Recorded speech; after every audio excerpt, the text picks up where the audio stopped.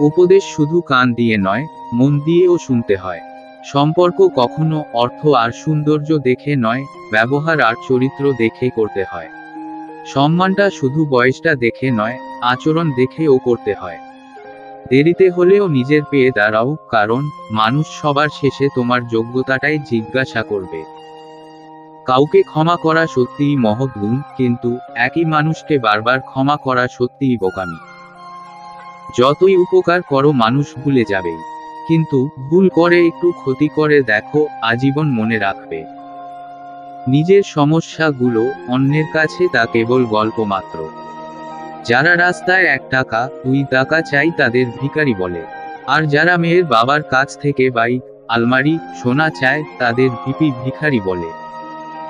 একজন রাগ করলে সম্পর্ক গভীর হয়, আর দুজন রাগ করলে সম্পর্ক নষ্ট হয়। ঝড় সব ছেড়ে থেকে এমন কিছু বের করে আনে যা শান্ত সমুদ্র করে না। যত বড় হবে তত বুঝতে পারবে, পৃথিবীতে প্রয়োজন ছাড়া কেউ আপন হয় না। শ্রদ্ধা করে কেউ ছোট হয়ে যায় না, আর ঘৃণা করেও কেউ বড় হতে পারে না।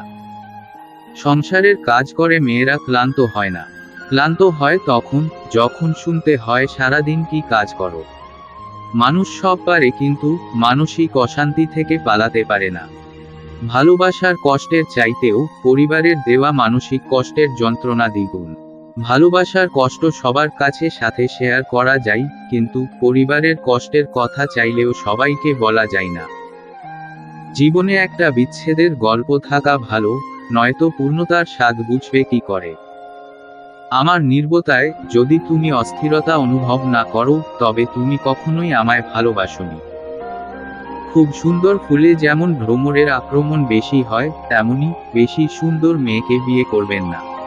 বিয়ের পরবর্তীতে তারা নিজেকে চাইলেও ঠিক রাখতে পারেন না।